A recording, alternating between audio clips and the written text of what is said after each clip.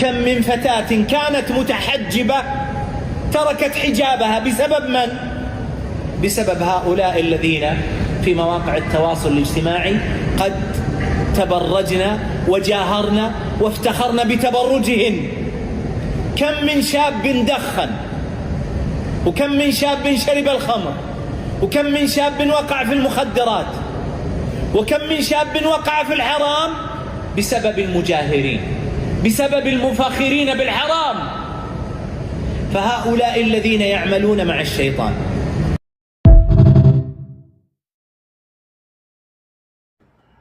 Assalamu alaikum rahmatullahi wa barakatuh. Hope you're doing well. So, this sheikh was just bringing up something that I feel is very relevant to today's predicament. And it was about openly sinful people. He mentioned, I have some notes here about women who stopped wearing the hijab. They started to display their adornment, boasting about their adornment, smoking, drinking, drugs, and just pretty much people who boast about doing what is forbidden. This made me think about the don't judge crowd, don't judge me crowd. And I have noticed how many times when, okay, so one of the most popular, I did lose I was a bit more venomous than I maybe should have been, but people were coming at me with extreme heat. There was a niqabi white revert who was crip walking to rap music, and you know, if you're familiar with my past, I'm not very friendly with gang culture. As you know, music is haram. You're not really supposed to dance in front of men. You're not supposed to imitate gang culture or glorify gang culture. And she uploaded a video that this guy reposted and displaying it to countless other people, right? And seeing a Muslim sister glorify gang culture when gangs are literally, in America and in the UK, causing a lot of stigma against Muslims because they capture the youth. Well, this is something we have to combat, and so I didn't appreciate it, and I just said, astaghfirullah, you know, this is bad behavior for the sister. And then people came at me with the don't judge crowd, saying I'm an extremist, a fanatic, telling, you know, all kinds of insults. And to get women to cut off thug life isn't easy, okay? A lot of women just end up in prison. I had joined a gang when I was 13 years old, had mom and dad issues, lost teen, you know, an unloved child, and I could have easily ended up in prison. You know, Allah spared me, but there's definitely some times I look back and I think to myself, wow, you know, if something would have went wrong at that moment, I'd be in prison probably for life. And I look at how music played a huge role, especially Sureño Chicano rap. And Lil Rob was his name, and Miss Crazy, Miss Sancha, Mr. Night Owl, the guy named Shadow. Like, there was just so many Pelon Chicano rappers who glorified gang culture, and I would pump that music into my head. And they didn't necessarily have a dance they do with their feet, but rather it would be with your hands, the clothing you'd wear, the color of clothing you'd wear, different ways, right? And I went to juvenile hall for tagging graffiti, and I had asked to stay there because I didn't want to go home. After a while, they said, okay, when I had my hearing, they're like, you can go home now. You know, and I asked to stay there a little bit longer because I was so unhappy at my grandparents' home. And I know how the music gets into your veins and has a hypnotic effect. It's funny because people will comment, oh, well, you know, music isn't that strong, but then tell me how Vivaldi and Mozart impact them. It's really quite funny. And so openly sinful people who boast about doing things that are haram, okay, I think it's fair game to say, hey, you shouldn't do that. And you're going to get swarmed. And there are going to be times where you lose your patience. Because some of the people, they give you venom and then call you a fake believer when you give them just a pinch of salt back. Okay? When you reciprocate the same energy. Now, maybe all strive to be like Musa and Harun, Aaron, who went and advised Pharaoh.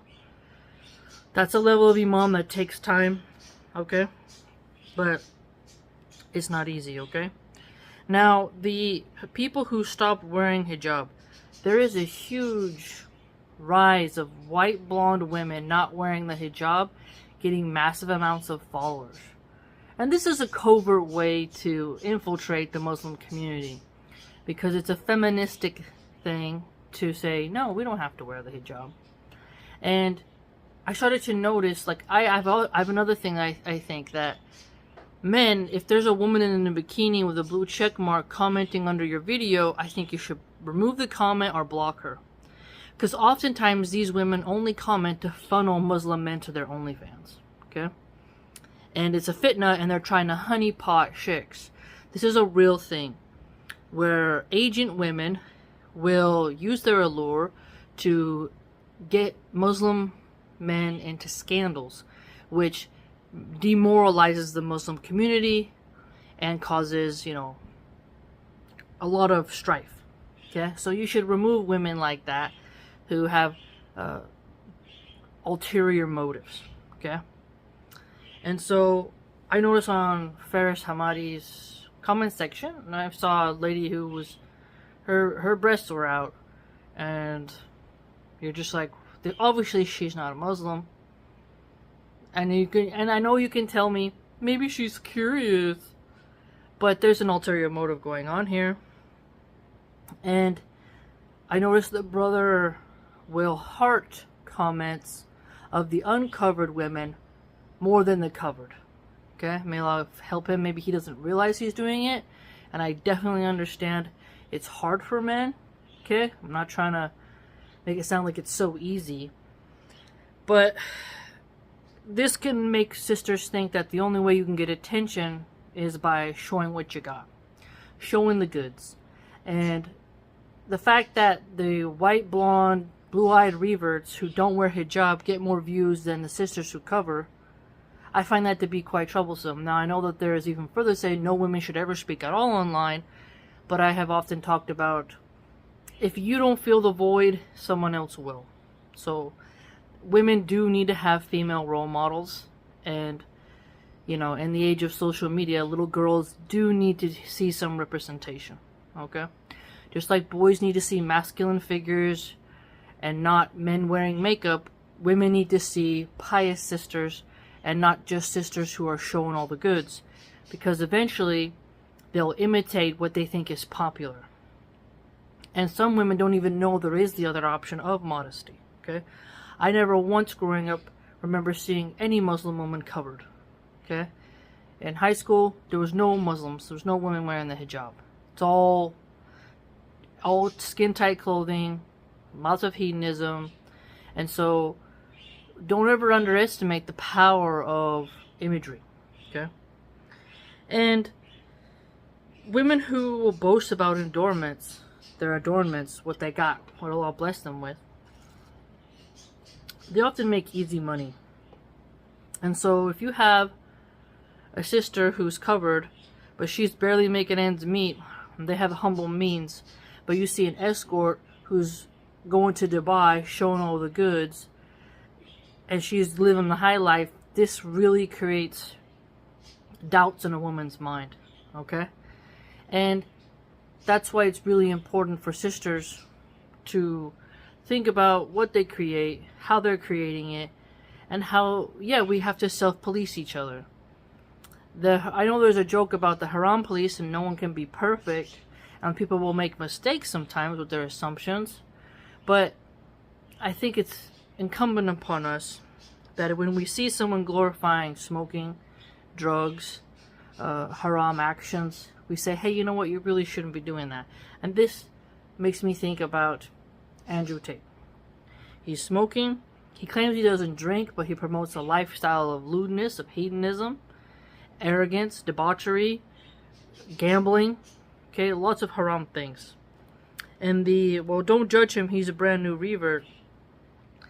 Through judgment comes perfection, comes change, assessment, beautification, in a good way, of the soul. Our five senses are constantly judging.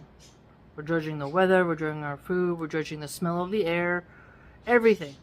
Okay? That's just what we do. That's our filtration system, is our senses. And our senses give estimates and assessments of what's around us via judgment. Okay? And if you have somebody who's like, it's no big deal to smoke blunts because the Quran doesn't say we can't smoke blunts. Oh, well, supposedly it does command us to wear, to cover ourselves in the Quran in Arabic, right? And there's been videos done on that. But women will say, no, it's a personal journey between me and Allah subhanahu wa ta'ala. I don't have to. I can wear yoga pants and just dress like you can't even tell I'm Muslim, and I'm perfectly fine, and maybe Allah likes me more than you, and you're a judgmental cunt because you're covered and you think you're better than everyone else and you're on a high horse. And it's like, no. What you're doing is misleading the girls who are adhering to the hijab even though it's hard for them. And you're serving the male gaze and helping the non-Muslims to destroy Islam. That's what you're doing. So the sisters who don't cover are the same as Andrew Tate. Why? Because they're encouraging behaviors that are sinful. And yes, it's sinful not to cover. Okay? Your job requires a dress code. You can't just show up to your job in your undies. Okay? Religion is a choice. You chose to become a Muslim. The truth spoke to you, but now you think you get to come in and cherry pick a lot of different things. Of course, there's fake issues where here's one thought, here's one school, cool. But I think we all understand women are not supposed to have their goods out, and that the hair should be covered. And the women who promote showing, half of it or other things like that, this is quite bizarre, because you're still showing you're an adornment, and hair is an adornment. It is just hair at the end of the day. But obviously a bald woman is not as attractive as a woman with a full head of luscious, shiny, healthy hair. Which is why women who get cast in movies, their hair needs to be on point for some roles. In beauty pageants, hair plays a huge role. Okay, unless they're doing some type of performative, DEI, nonsense, woke stuff. But for the most part, hair, it's an attraction point. Always has been. And it's nothing to just admit, I'd argue. It is something, but it isn't something. If women can just be honest and say, I don't want to wear it because I like getting the attention from men. And I don't want people to know I'm Muslim because I'm ashamed. And you're like, well, just be honest, right? Instead of lecturing people who do cover that they're bad for telling you to cover. You see what I mean? I notice this quite a lot. And so, social media is here to stay. But what we can do is just encourage each other to be the best versions of ourselves. That's what I got from this show. Okay? And we have to be very cautious. Because sisters, a lot of Muslim sisters, I'm going to put it this way. Reverts who wear the hijab, I think, love the hijab more than those born to it in the Middle East or other countries. Because they just have a different experience. But I grew up in America in the 90s, the epitome of hedonism. Christina Aguilera, Britney Spears, and, NSYNC, Backstreet Boys, Pink, Iggy Azalea, Missy Elliott, Gwen Stefani, you got Katy Perry, Lady Gaga, you got all the women are just showing their adornment, and the only way they can get famous is by showing the goods in some way. If you look at you can't, it's haram, but if back in the MTV Awards, you look at what some of these women were wearing, you're just like, basically a swimsuit on stage. And you're like, And we wonder why some women got bulimic and anorexia and had very dark thoughts of self-esteem, because they can't compare to those images. And then here comes AI, here comes Photoshop, and all that jazz. And the standards get even more weirder and bizarre. And so covering shows actually more confidence. It's a revolutionary act. To cover your body, to not show your midriff, your cleavage, your camel toe, your thighs, all that jazz, you're actually doing a revolutionary thing by cutting off from the hedonistic system. Because American values are adult content. Okay? Americans don't value modesty. They want it to be like, women will get mad when their husband likes a thirst trap on Instagram or watches adult content, but they're more permissible when it comes to women wearing a bikini on the beach. But at the same time, you'll see women eyeballing their husbands as a woman with a great body walks past.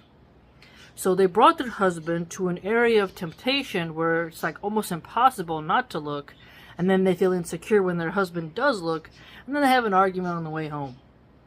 Right? So there's this duality of women don't want men to be polygamous, okay? And they want to be the apple of his eye forever, but they encourage women to do sex work, to do thirst traps, to dress lewdly, which is a total contradiction because of sisterhood girl power, right? And they call Islam oppressive because it smoothly settles the hedonistic energy that so many people have going on. And so I would argue that when you go on social media, the accounts where women show the most skin get a lot of monetization, dollars, followers, and fame. Even you examine Fox News. I once explained this to my grandpa and he got actually mad at me. And he said, it's a conservative network. And I said, well, conservative now doesn't exactly equate to Christian values, because why did they use blondes? Back in the day, it used to be mostly blondes. Now they got some brunettes and whatever. But they would always have showing their legs, shiny legs, tight dresses, you know. And then these husbands are watching this kind of content next to their wives, and then you're like, this is awkward, because it's sexualized news. But the news knows, well, we gotta show these women, they're airheads, but they're eye candy, and that'll be enough to retain viewers. But let's say someone who isn't eye candy, but actually has integrity as a real groundbreaking journalist, isn't gonna get attention. And so many women now, when they turn 18, they're opening up OF accounts and bragging about the money and leisure, vacations, okay?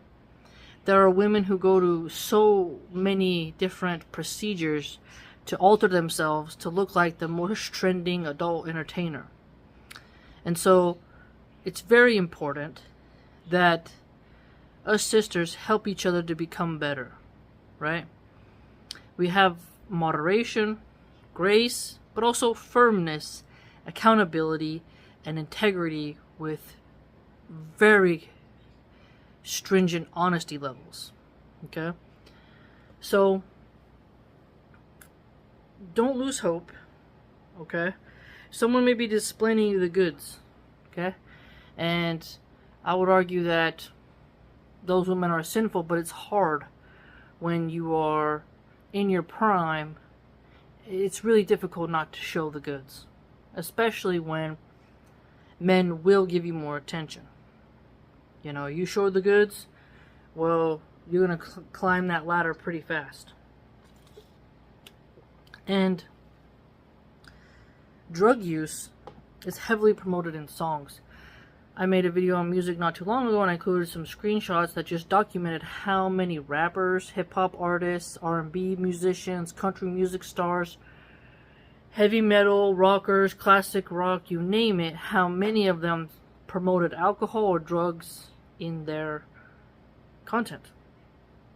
And Mexico the female president, has started saying that she wants to regulate the corridos. And that's a form of music that is often used by the cartels. And it's the only brand of music that can really get me in a overly excited mood. Like Los Originales de San Juan, Chalino Sanchez. There's just something about the vocals and the guitar, and they often shoot like AKs in the background, and they make like a sound like, oh, hi, hi, hi. It's like that. It's just a brand of music that can really get my adrenaline going, and I have to stay away from it. I mean, I stay away from all music as much as possible, so you can't avoid all of it, obviously. But I don't intentionally play music on my cell phone, computer, you name it. But that is a specific brand that is very influential, and in their music videos, these corridos perrones, they use women, drugs, and alcohol. But if the leader of Mexico has started to point out we need to stop that. Also, the Puerto Rican people, and also many Latinos as well, have pointed out how reggaeton, you know, these songs just really talk about women in the worst way and promote crime. And not all music is equal.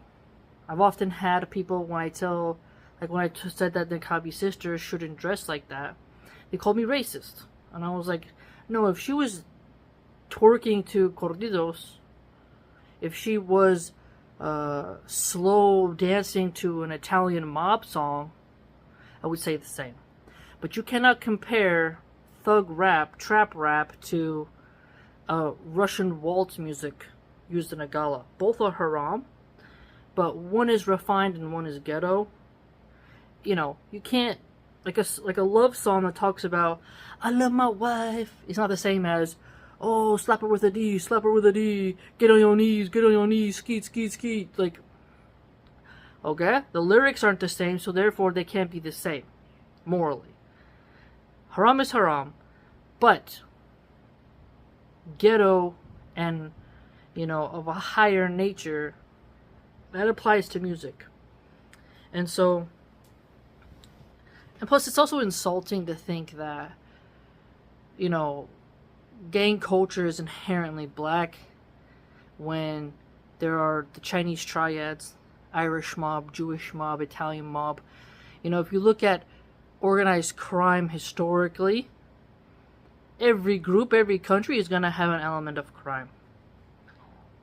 Okay, and the word ghetto and how it's being applied to, whether it's a physical location or a behavior or a set of values, is relevant. It's not necessarily linked to race. You know, if you say trailer trash, it doesn't just mean white. It means that these are people who live in a trailer and they're very dirty and they have bad values and they often consume meth or alcohol and they don't take very good care of their kids and they don't care to learn. I don't associate being poor with being stupid. That's the thing. And so, when I've come across really openly sinful people, it's not that I'm thinking I'm on a high horse, but rather it's just a reminder. Because growing up, you know, there were some judgmental Mormons, but I deserved to be judged because I was being bad. You know, and that only God can judge me is a ridiculous, nonsensical thing, because every nation has a court system with appointed judges. Even if you do dog showing, there's a judge. You want to participate in an art show, there's judges. You want to participate in a baking contest, there's the judge panel that's going to decide who wins. You make a movie, there's going to be some critics and some judges who decide if you win or not. No matter what you do, there's judgments in all areas of society. You cannot get rid of judgment, nor should you. Mediocrity would reign. Okay? You couldn't have efficiency without judgment to assess malfunctions and things that need to be fixed. Okay? You wouldn't know what needs to be replicated if you didn't have judgment. Okay? And so, beware of the don't judge me crowd. This is a cop-out. This is a way of a person saying, I'm above reproach, I'm perfect, I do no wrong, and you must permit me to walk into the wall. But then when I walk into the wall, I'm going to turn around and point my finger and say, why didn't you warn me? Why didn't you help me? But then when you do try to warn and help me, I'm going to turn around and say you're a judgmental, extremist fundamentalist. So you can't really win. So you can't be deterred. And you should feel shame for certain things. Okay? This idea that shame is inherently bad is wrong. If you robbed someone and you were judged for it, I don't care if you robbed them because you're trying to give a loaf of bread to a homeless guy. You robbed somebody. Yes, we can look at the attention and say one was more selfish than the other, but you should still be shamed for robbing. What you did was wrong. Okay? Now, women will ostracize men for cheating and then excuse their own cheating. Okay? And when you try to judge them, they say, oh, you're just anti-woman. You are a woman, but you're not for women. And you're like, what is going on here? And so, this makes people worse. And so, some people may not even know that they're sinning. You know what I mean? Some people have been conditioned for so long to drink alcohol that they don't even see what's wrong with it.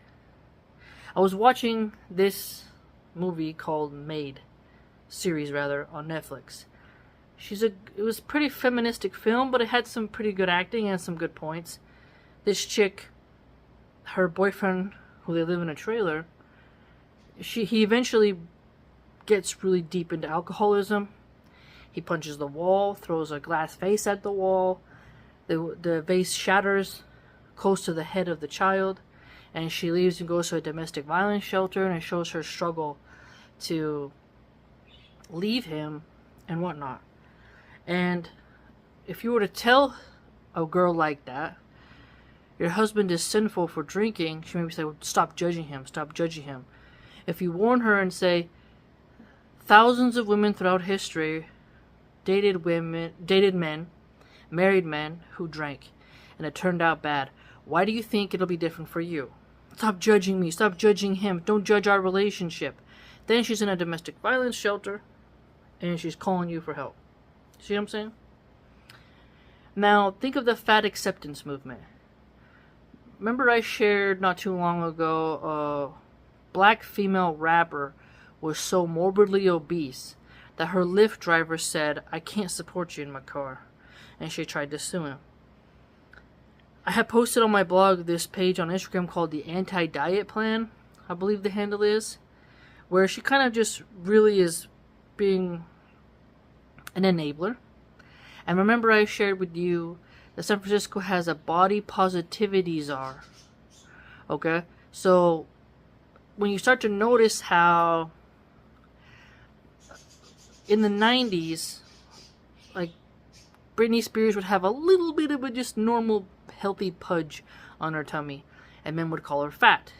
Well, that was wrong. And then the other extreme is someone is so big that they're hating themselves and that you can't tell them that they look terrible and they're harming themselves.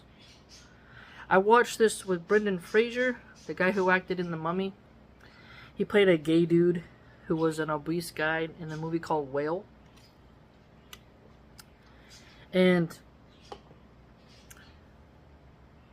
he wouldn't leave his apartment because he wasn't physically able to stand anymore.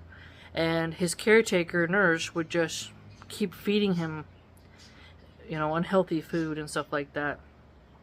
And you think about how many people are so gluttonous, so mentally broken that they don't eat. And then you think of the opposite of the anorexics. They get very, very thin to where they look like skeletons. And so judgment has a way of attaining balance, setting things straight. Now, for example, in Leo Tolstoy's Anna Karenina, one of my favorite books, she was judged for cheating on her husband with Vronsky, a military guy. Okay?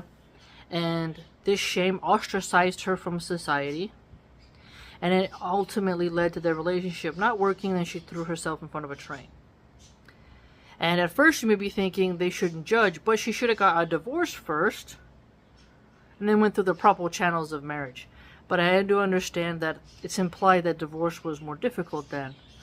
But the thing is, to feel shame because you cheated on your husband with a younger male, that's a normal thing. But the whole don't judge me thing, that doesn't lead to the greatest achievements of society or of cultural perfection. Because if you don't have shame, you're not cognizant of how you're affecting others or how things can get better. And so, as the Sheikh mentioned with openly sinful people, you can be gentle in your advice, but you can also be firm.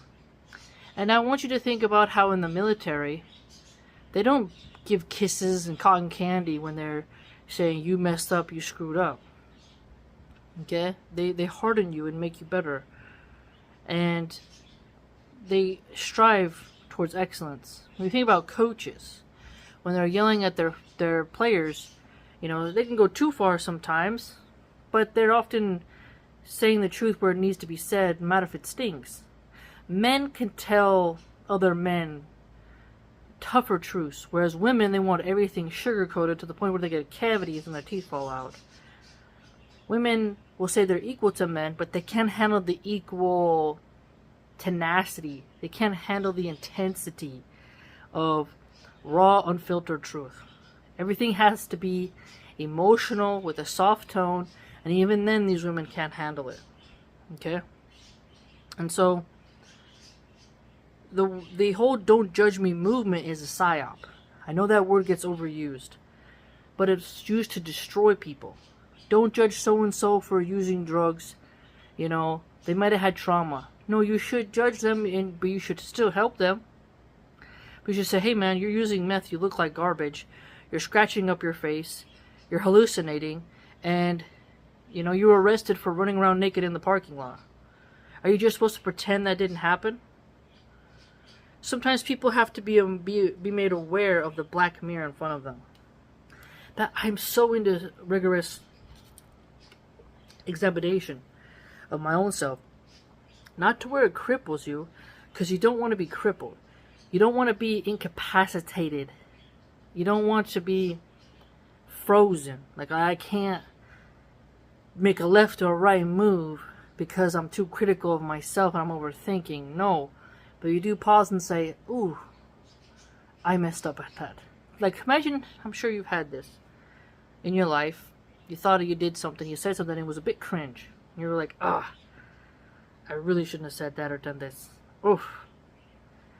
Man, whether it's a goofy mess up, a silly mess up, or you were too soft when you should have been firmer, or you were too firm when you should have been softer. Looking back on stuff, you are more able to see, hey, next time, let me try this. Okay? And that has worked for me in my life, where you pick your battles better because you assessed yourself. And you can be like, don't go from 0 to 100 real quick. I'm not going to pop off right now because it's not really going to fix anything. I'll probably end up in jail. So I'm not going to do all that jazz. And if someone's telling you like, hey man, you're smoking weed every day. This is too much. You got to cut it out. And you're just like, no, don't judge me. No. How dare you? You think you're better than me? And you gotta take that verbal attack. But you're like, no, you are just destroying yourself. A lot of people are in denial. But remember, there's also people who, they want to get in your head to destroy you. So you have to know who's sincere and who's not. And just because someone is sincere also doesn't make them right, or that the outcome of what they suggest will be good for you. It may just be good for them. That's why there's the archetype of the evil advisor. The advisor who smiles in the face of the leader and advises things that are ultimately going to come back and hurt the leader and the empire. Right? So, judging sincerity's outcomes is pretty tense. But we can't escape social media. But I do think it's important to also realize that bots can be used, shadow banning. There's lots of ways where the voices of the pious, of those who seek and are striving to become better, are erased, and those who promote fitna, sin, degradation, debauchery, hedonism, sinfulness, they get promoted. And this is social engineering. And so if someone has the bare bones courage to say what you're doing isn't right, I don't think they should be jumped on and be like, you're the haram police, don't judge. You know, this doesn't do well. Because when women don't judge themselves, this is a problem. Now, you have to understand, I'm not saying sit around in sewing circles and gossip about Mary's color of shoe choice, right? Or so-and-so gained weight after the baby. Or so-and-so, she's been married before. It's not what I'm saying. I'm talking about people who will post content that with common sense you can see this is not really good what you're doing.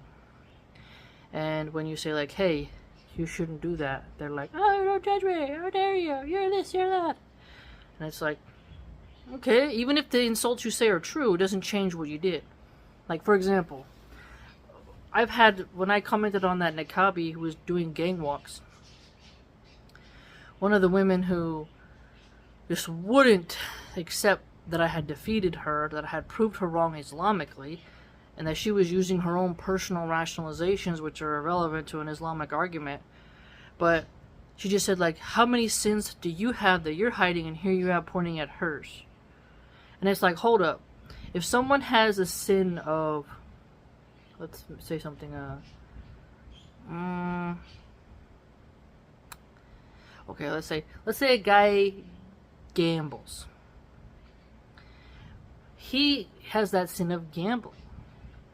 But if he sees somebody going to escorts every weekend and cheating on his wife, and he says you should stop doing that, that's sinful, he's still right, even though he has the sin of gambling.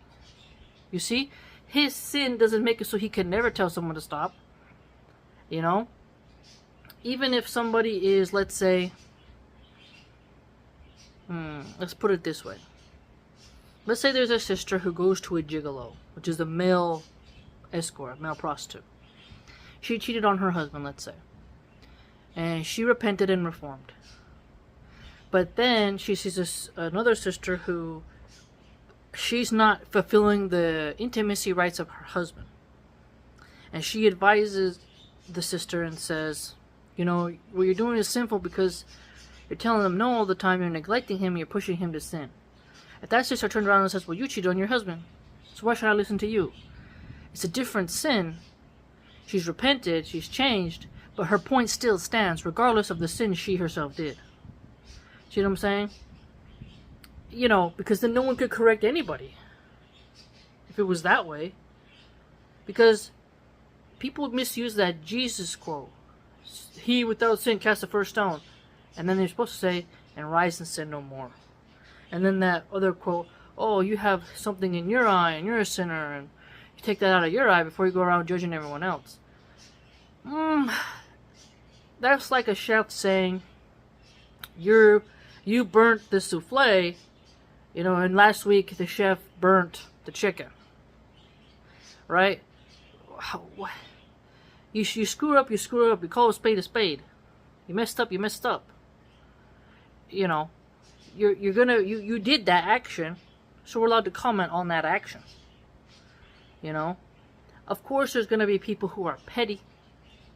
But there's also going to be people who, if you took a moment, you'd be like, they're right. Or they have a point. It takes a lot of courage to think to yourself, you know what? So-and-so had a point. Dang, man. That's intense. I was wrong, or I was halfway right. They have a bit of a point. You know, there's a great balance. And so, someone who is boasting about doing haram, it's not bad to publicly critique them. Andrew Tate boasts about doing publicly haram things. It's okay to say, hey, stop doing that. And they say, don't judge a new reaver. How dare you, feminist? And it's like, what? The guy is getting oil rubs from women in bikinis on a yacht after being around Muslims, and he has money to pay the best scholars in the world. He's boasting about how smart he is and how he's this super genius guy and no one's like him, but he won't take the time to read and apply the rules of Islam and is promoting things that are haram. But you're saying we can't publicly criticize him even though he's doing sins, and he turns those into ads. He puts them on his website. He posts them on social media. But you're saying we can't critique him? That we're sinful if we tell him to stop? What's wrong with you here? And then that's how everything became weak. If you look at the destruction of Christianity, a lot of it started with media propaganda. Disney, Nickelodeon, MTV, and BET. And the Christians fell behind. And haram was promoted to them over and over. And they lost their youth, were stolen from underneath their feet. And then in the Olympic ceremony, an obese Jay mocks the Last Supper of Jesus at the World Olympics, if you recall. And then they say, whoa, Christianity is the only religion that can be mocked. And it's like, you guys prided yourself on being pacifists. You didn't stick up for your religion, and you haven't created alternatives. Think about it. You guys kind of fell behind. So us Muslims, we have to hold the line in saying, this isn't right what you're doing, and I want you to do better, and here, put this pipe down, or put the bong down, put the blunt down, put the syringe down, put the bottle down, put the cocktail down, right? These help. You can judge and still help. But if someone has messed up, it's important for you to let them know you done messed up and it's wrong. You gotta be able to feel that sting of the judgment so that you can reform. It's important. Real important. Let me know what you think. Please like, comment, subscribe, and share, and join the blog.